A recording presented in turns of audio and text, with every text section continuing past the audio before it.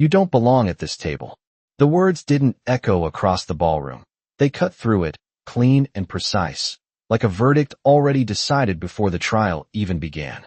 The Whitmore Charity Gala was the kind of event where every glass of champagne cost more than most people's monthly rent, where crystal chandeliers stretched across a ceiling 40 feet high, and where power didn't need to announce itself because everyone in the room already knew who held it. Or at least, they thought they did. Danielle Carter stepped into that room without an introduction, without an escort, and without a single visible signal of the $8 billion she controlled. A black silk dress, minimal jewelry, heels that made no sound against the marble floor. She moved like someone who understood attention but didn't need to chase it. That was intentional. Tonight wasn't about being seen. It was about watching. Across the room, the Whitmore family stood at the center of it all, surrounded by investors, politicians, and media executives, their laughter rising just a little louder than everyone else's, their presence just a little heavier, like gravity bent in their direction. Their billion-dollar merger deal, the one everyone had been whispering about for weeks, was supposed to be finalized before midnight. What no one in that room knew was that the final approval didn't sit with the lawyers, or the board, or even the Whitmores themselves. It sat quietly in Danielle Carter's hands. She approached the central table with the same calm she had carried into boardrooms that decided the fate of entire industries. No hesitation, no rush, just precision. A server passed by offering champagne. She declined with a small shake of her head. She wanted a clear mind for this. As she reached the table, the conversation slowed, not stopped, not yet, but shifted, like a subtle change in temperature that people felt before they understood. Eyes moved toward her. Not recognition. Evaluation. Then dismissal. Victoria Whitmore, draped in a designer gown that probably cost more than a luxury car, tilted her head slightly, her expression sharpening into something polite but edged. "Excuse me," she said, her tone smooth but unmistakably firm. "This section is reserved." Danielle didn't respond immediately. She simply looked at the empty chair at the table, then back at Victoria, her expression unreadable, as if she were measuring something far beyond the moment. Around them, conversations began to fade, one by one, like dimming lights. A few guests leaned in. Others pretended not to notice while listening to every word. Danielle placed her hand lightly on the back of the chair, not claiming it, not yet, just acknowledging its existence. "I'm aware," she said, her voice calm, controlled, carrying just enough to reach the edges of the table without rising above it. Victoria's smile tightened. It wasn't confusion. It was irritation, the kind that comes from being contradicted in a room where no one ever does. "Then you should also be aware," Victoria replied, her voice lowering but sharpening, "that this is not open seating." Danielle met her gaze, steady, unflinching, the kind of look that didn't ask for permission and didn't offer explanation. She had seen this before. At 23, when a client assumed she was the assistant. At 29, when a bank questioned the legitimacy of her first major acquisition. At 35, when a board member suggested she partner with someone more established. Different rooms. Same tone. Same assumption. The air around the table tightened, the kind of silence that builds pressure instead of easing it. Someone nearby cleared their throat. Another guest shifted uncomfortably in their seat. Danielle could feel it, the moment stretching, waiting, balancing on the edge of something irreversible. Victoria took a step closer, her posture straight, her voice now carrying just enough for others to hear. "I'm going to ask you one more time," she said, each word placed carefully, deliberately, "to step away from this table." Danielle didn't move. Not an inch. Not a breath out of place. She simply stood there, composed, grounded, like the entire room was built around her instead of the other way around. And somewhere behind the polished smiles and designer suits, behind the curated image of power and control, the first crack, small, almost invisible, began to form. Danielle Carter remained exactly where she was, her hand still resting lightly on the back of the chair, as if the moment itself had paused to wait for her decision. And around her the room shifted in subtle but unmistakable ways as conversations dissolved into whispers and glances stretched longer than etiquette allowed, because people sensed something but could not yet name it, and that uncertainty made them watch more closely. Victoria Whitmore straightened her posture, her confidence still intact, but now sharpened by the discomfort of not being immediately obeyed. And she gave a small gesture with her fingers that summoned a man in a dark tailored suit from the edge of the room. The kind of man whose job was to remove problems before they became scenes, and he approached with measured steps, his expression neutral, but his intent already decided. While Danielle did not look at him, did not acknowledge the movement, did not react to the tightening circle forming around her, because she had learned long ago that the first person to move in moments like this was usually the one without control. A few feet away, a young associate named Emily Rhodes, barely 27 and attending her first high-level gala, leaned toward a colleague and whispered, "Who is she?" But the colleague only shrugged, eyes fixed on Danielle as if trying to place a face from a list that suddenly felt incomplete. And across the table, another guest discreetly checked his phone, scrolling through the event program, searching for a name that matched the quiet confidence standing in front of them. But there was nothing, no listing, no introduction, no explanation, just presence, and that absence of information made the room uneasy. The man in the suit stopped at Danielle's side and spoke in a low, controlled voice meant to resolve the situation without escalation. "Ma'am, I am going to have to ask you to step away from this area." And for the first time Danielle turned her head slightly, not fully, just enough to acknowledge that he existed, her expression calm, her eyes steady, and she asked, "Based on what?" Not confrontational, not defensive, just precise. The kind of question that demanded structure in a space built on assumption. And the man hesitated for half a second because there was no real answer beyond expectation, and expectation sounded weak when spoken out loud.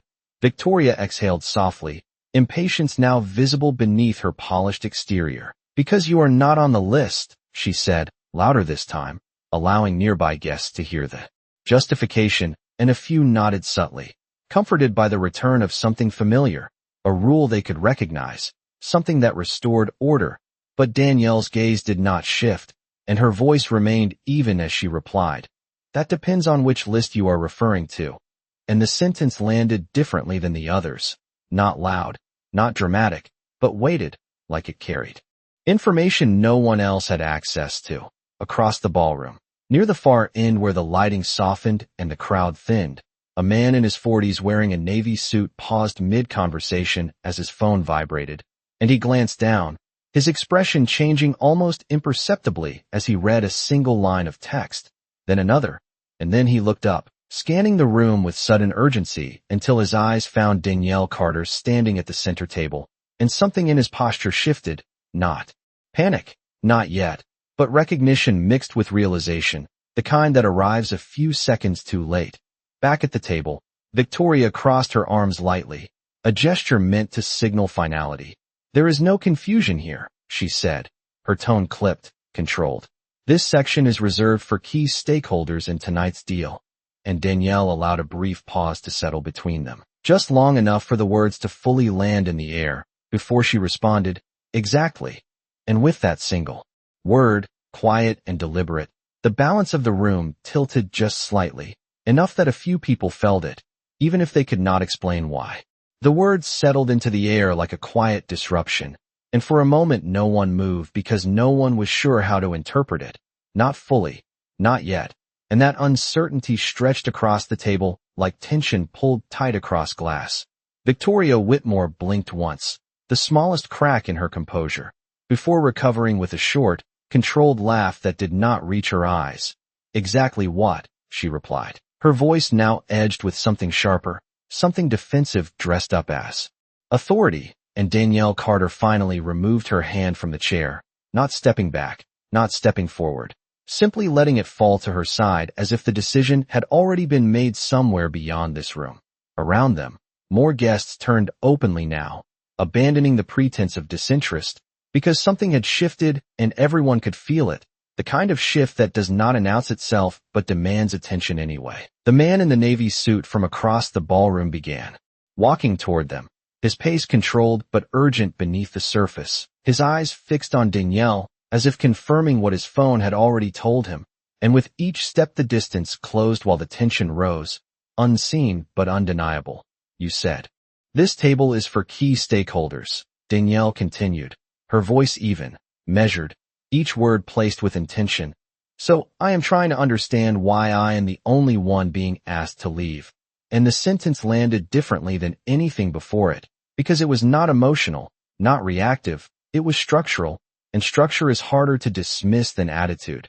Victoria's jaw tightened slightly, the kind of reaction she would normally hide, but could not fully control now that eyes were on her. Because, she began, choosing her words carefully, we do not recognize you as part of this transaction. And a few guests nodded again, more hesitantly this time, as if the certainty they had relied on was beginning to thin. Danielle tilted her head just slightly, not in confusion but in assessment, as if she were reviewing a document that had already failed inspection. That sounds like a recognition problem, she said calmly, not a qualification problem. And somewhere behind the circle, Emily Rhodes felt a chill run through her spine because the tone did not match the situation. It exceeded it, like someone speaking from a position that had not yet been revealed. The man in the navy suit finally reached the edge of the table, slightly out of breath but composed enough to maintain appearances, and he leaned toward Victoria, his voice low but urgent enough to carry fragments to those closest. Victoria, we need to pause, he said, and she turned to him sharply, irritation flaring at being interrupted. Now is not the time, she replied under her breath. But he did not step back, did not retreat the way others would have, and that alone drew more attention. It is exactly the time, he insisted, glancing briefly at Danielle before looking back at Victoria, his expression tightening with the weight of information she did not yet have. And for the first time, something unfamiliar crossed Victoria's face, not fear, not fully, but the early stage of it, the moment.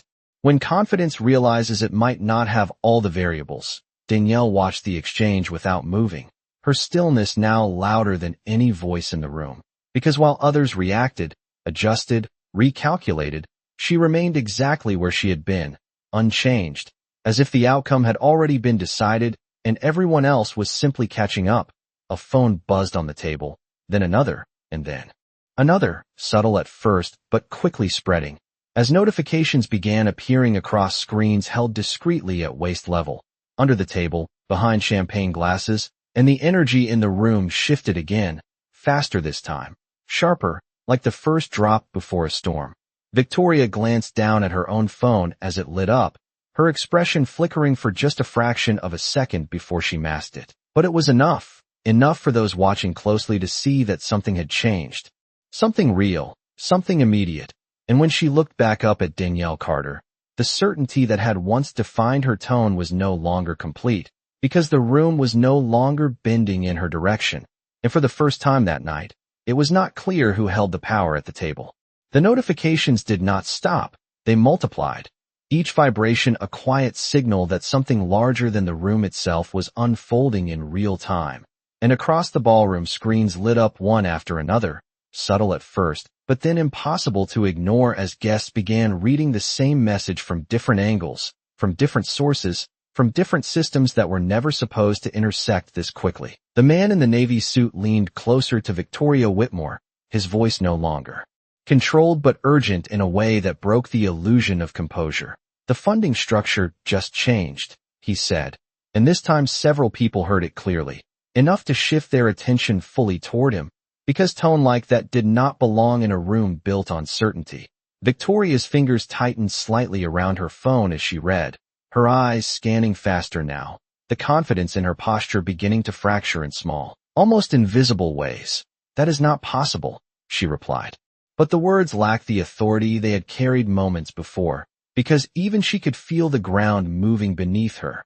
Danielle Carter stood exactly where she had been, her presence now less questioned and more examined, as if the room itself had begun to recalibrate around her, and while others reacted to the incoming information, she remained still, composed, untouched by the urgency that was spreading through the crowd. A second man approached from the far side, older, silver-haired, one of the legal advisors attached to the deal, and he did not bother lowering his voice as he reached the table.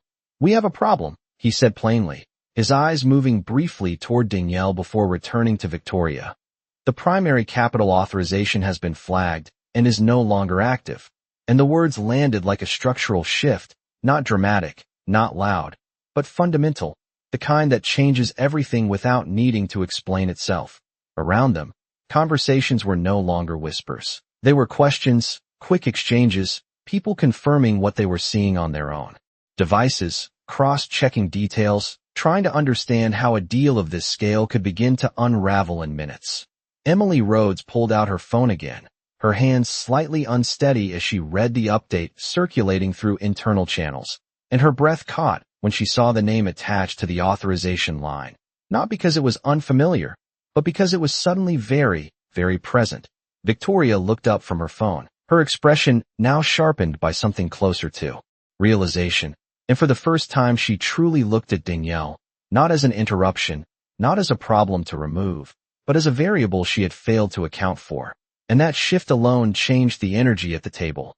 "Who are you?" she asked, the question no longer rhetorical, no longer dismissive, but necessary, because the room demanded an answer and she no longer had one.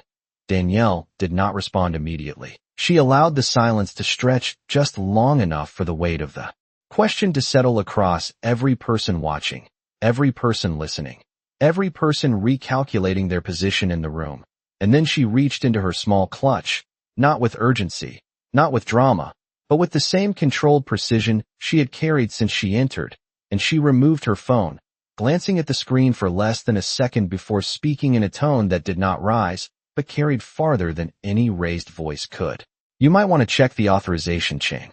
"Again," she said, and the sentence moved through the room faster than any announcement, because it confirmed what some had already begun to suspect, that the disruption was not accidental, not external, but deliberate. The legal advisor's face tightened as he refreshed his screen, scrolling quickly now, his eyes widening just enough to betray what he was seeing, and he looked up at Victoria, then at Danielle, then back again, caught between explanation and disbelief. "It was not flagged," he said slowly.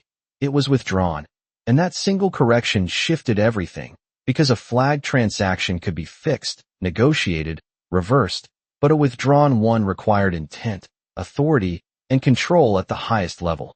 The room went quieter than before, not tense, not chaotic, but focused, like a lens tightening on a single point, and that point was Danielle Carter, standing in silence at the center of a deal that no longer belonged to the people who thought they owned it. The word withdrawn did not just land in the room, it rewrote it. And for a moment, everything slowed as if the air itself needed time to adjust to what had just been said, because this was no longer a misunderstanding or a misplaced guess, or even a breach of etiquette. This was structural collapse beginning at the highest level of a billion-dollar agreement. Victoria Whitmore stared at the legal advisor, her voice lower now, tighter.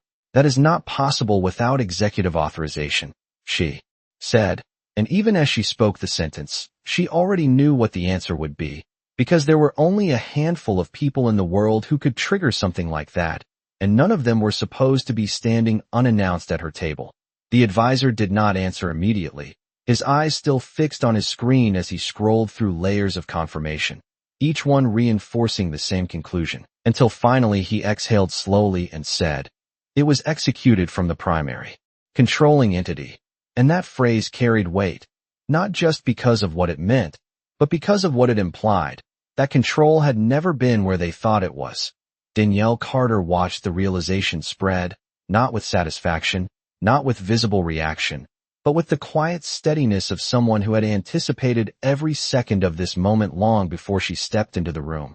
A memory surfaced, not loudly, not intrusively, but with the clarity of something that had shaped her. A smaller ballroom years ago, a different city, a different table, where she had stood with the same calm posture while someone told her she was in the wrong place, that her presence did not align with the image they were trying to maintain, that maybe she should speak to someone appropriate before attempting to sit down, and she remembered the way the room had looked through that moment, not hostile, not even aggressive, just certain that they were right, and she was not, and that certainty had followed her through deals, through negotiations, through rooms that looked just like this one, until she learned that the only way to break it was not to argue with it, but to outgrow it completely. Back in the present, Victoria's gaze shifted slowly toward Danielle, the question no longer forming, because the answer was already standing in front of her, and for the first time, Her voice did not lead. It followed. You had this authority, she said. Not quite a question, not quite a statement, just an acknowledgement arriving too late. Danielle met her eyes, steady, unblinking, and replied with the same calm precision that had carried her through every room that underestimated her. I did not have it, she said, allowing a brief pause that held the entire table in place. I am it. And the distinction landed deeper than anything else that had been said that night, because it removed all distance between the action and the person, all separation between power and presence. Around them, the room reacted in layers, some guests stepping back slightly, as if giving space to something they did not fully understand, others leaning in closer, drawn by the clarity of a moment that had shifted from confusion to revelation. And Emily Rhodes felt her breath steady again as everything began to make sense. The calm, the timing, the refusal to move. It had never been defiance. It had been control. Victoria straightened, instinctively trying to reclaim structure. If this is some kind of negotiation tactic, she began. But her voice lacked its earlier certainty, because negotiation required leverage on both sides, and that balance had already been broken. Danielle did not interrupt her, did not rush to respond. She simply let the words finish, then said quietly, "This is not a tactic." And the simplicity of the statement carried more weight than any argument could. This is the result. And with that, the final illusion dissolved, because there was no longer any version of the situation where the Whitmore family held the center of the room, and everyone present could feel it, not announced, not declared, but undeniable, like gravity shifting without warning and settling somewhere new. The room did not erupt, it recalibrated. And that was far more unsettling, because silence meant everyone was thinking at the same time, recalculating positions, reassessing alliances, and quietly deciding where they stood now that the center of power had shifted without warning. Victoria Whitmore held her posture, but it was no longer effortless. It was maintained, constructed, and that difference was visible to anyone who knew what confidence looked like when it was real and when it was forced. Then reinstate it, she said, her tone measured but strained beneath the surface. If you have that level of control, then this can still move forward. And the request, though phrased as a command, carried something new, something unfamiliar, the first trace of dependence. Danielle Carter did not respond immediately. She let the weight of that sentence settle, because timing mattered more than volume. And when she finally spoke, her voice remained calm, unhurried, as if she were discussing something routine rather than the collapse of a billion-dollar deal. Why would I? She asked, and the simplicity of the question cut deeper than resistance ever could, because it forced the room to confront something it had avoided until now. Not whether she could restore the deal, but whether she should. A ripple moved through the surrounding guests, subtle but undeniable, as people exchanged glances that carried more meaning than words, because they had all seen how the night began, how she had been evaluated, dismissed, positioned as an outsider before anyone considered the possibility that she was the foundation. The legal advisor shifted uncomfortably, adjusting his glasses as he stepped slightly closer. "Ms. Carter," he said carefully, choosing his tone with precision now that he understood exactly who he was addressing. "This agreement impacts multiple institutions, multiple stakeholders. There are timelines, obligations." But he stopped short, because even he could hear how weak that sounded in the face of absolute authority. Danielle looked at him briefly, not dismissing him, not challenging him, simply acknowledging the statement before returning her attention to Victoria.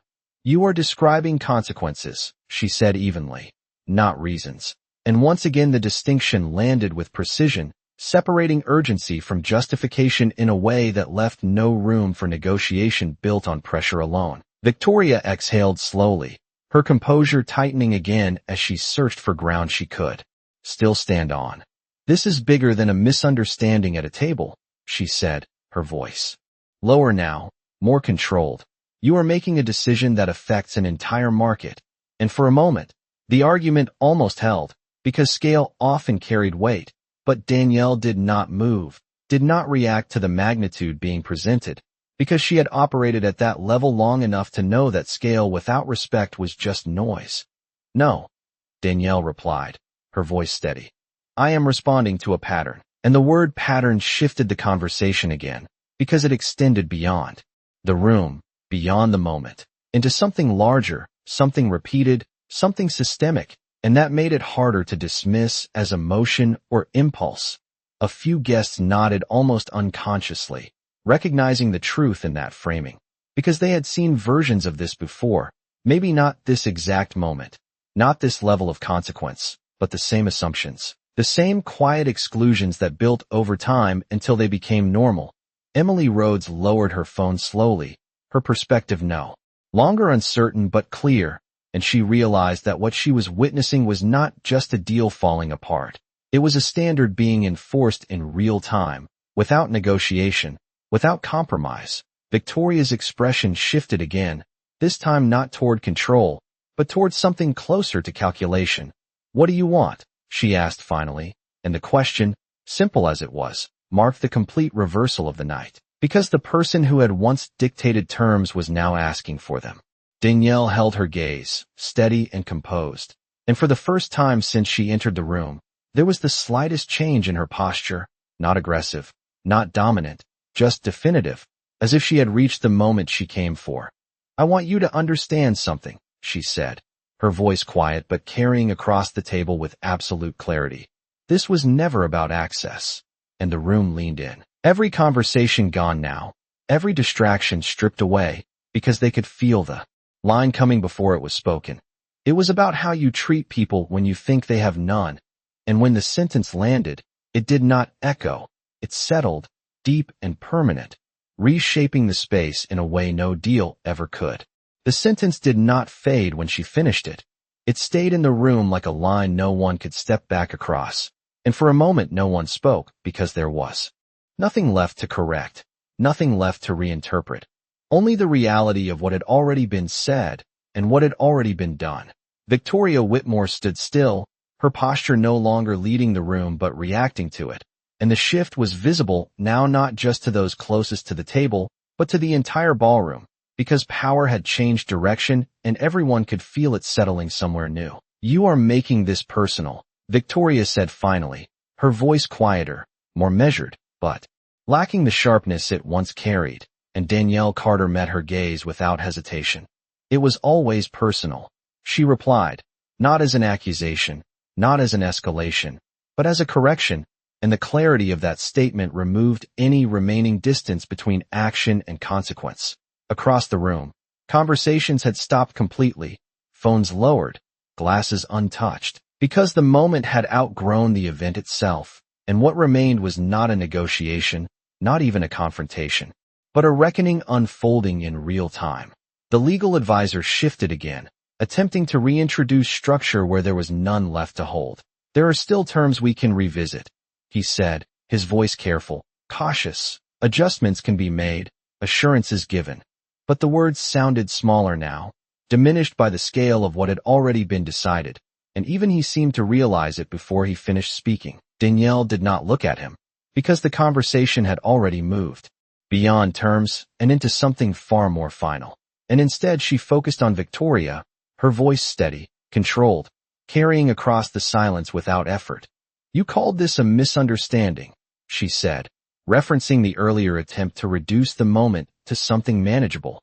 "But misunderstandings do not repeat themselves this consistently." And the word consistently hung in the air, pulling with it every moment like this that had ever been dismissed, minimized, or ignored. Victoria's expression tightened, not in anger, but in recognition, the kind that arrives when denial is no longer sustainable. And for the first time, she did not interrupt, did not redirect, did not attempt to regain control through volume or authority. She simply listened, because there was nothing else left to do.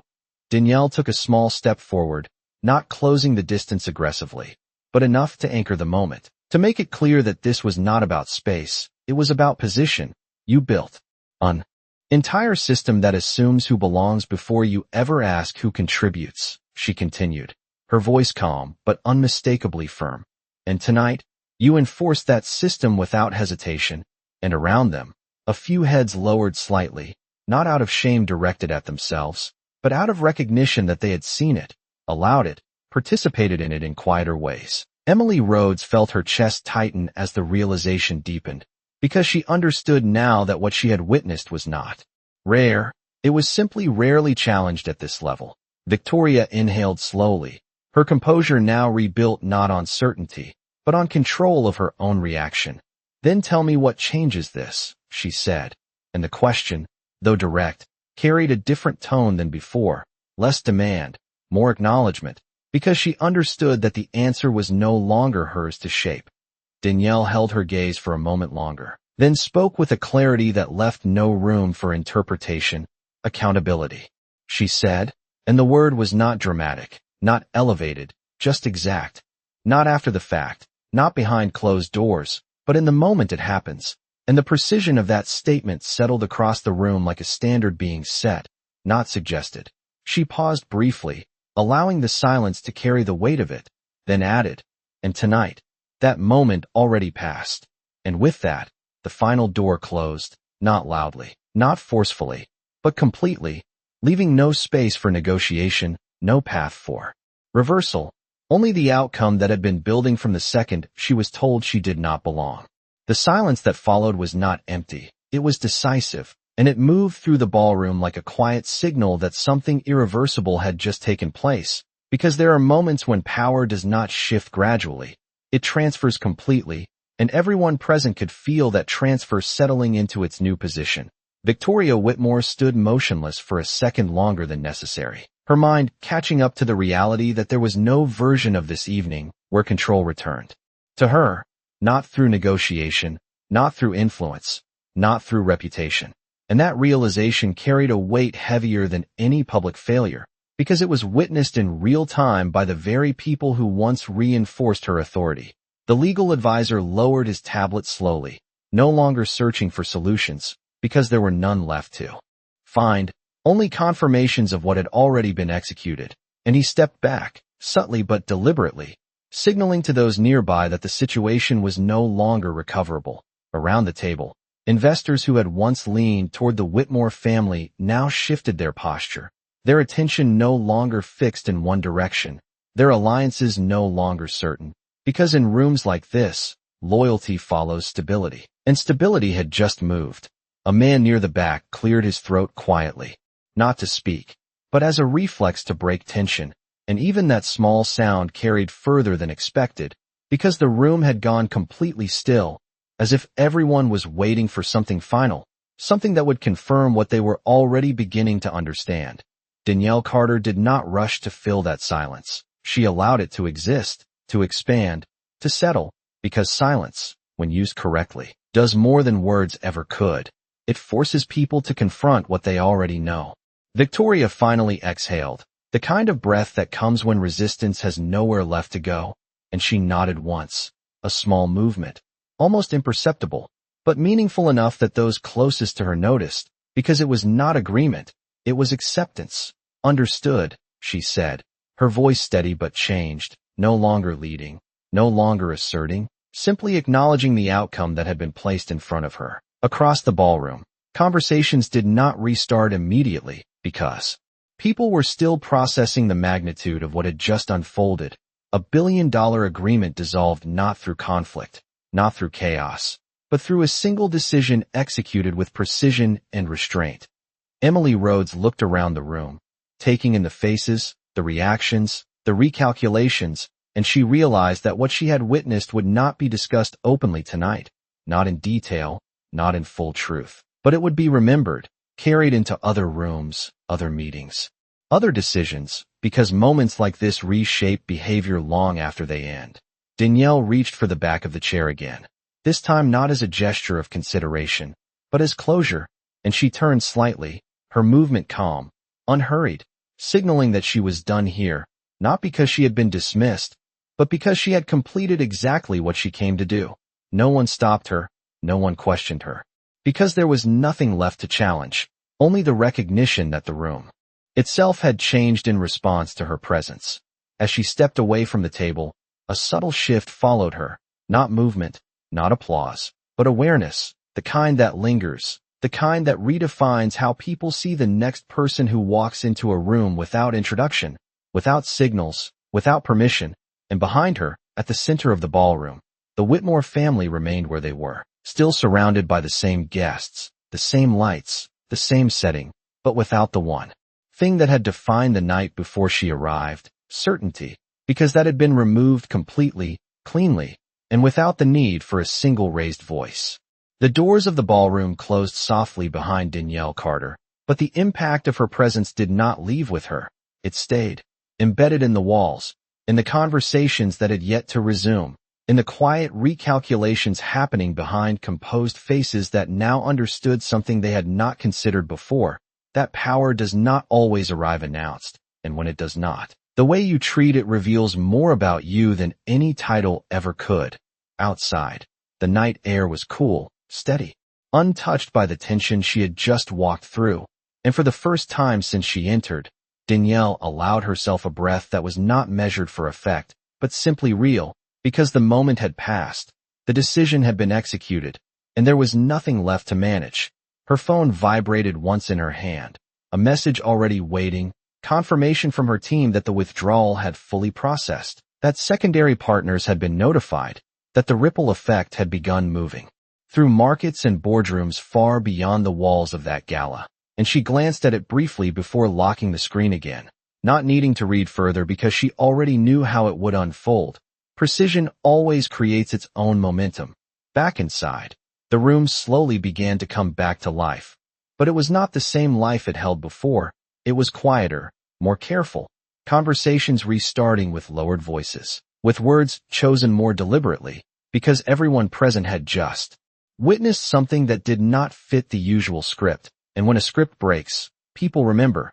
Victoria Whitmore remained at the table for a moment longer, her posture composed but no longer commanding, her eyes fixed not on the guests around her, but on the space Danielle had just occupied, as if trying to reconstruct the moment in a way that could have ended differently. But there was no version of it that did, because the outcome had not been created in that room. It had only been revealed there. Emily Rhodes stood near the edge of the ballroom. Her perspective changed in a way she would carry into every room after this one, because she had seen what it looked like when someone refused to match the assumptions placed on them, when they allowed others to show exactly who they were before responding with what they truly held. And that lesson settled deeper than anything she could have learned from a presentation or a panel. Danielle walked toward the waiting car at the curb, her steps steady, unhurried, the city moving around her in its usual rhythm, unaware that a billion-dollar shift had just been set in motion a few floors above. And as she reached the door, she paused for a brief second, not to look back, not to reconsider, but simply to acknowledge the quiet truth that had followed her through every room like that, every moment where she had been measured before she was understood. She opened the door, and before stepping inside, she said softly, not to anyone in particular, but with a clarity that carried its own weight, "I did not raise my voice." And the sentence hung for just a fraction of a second in the space between decision and departure. "I raised the standard." And then she stepped in, the door closing behind her with a quiet finality, leaving the night exactly as it was, but not the world she had just changed.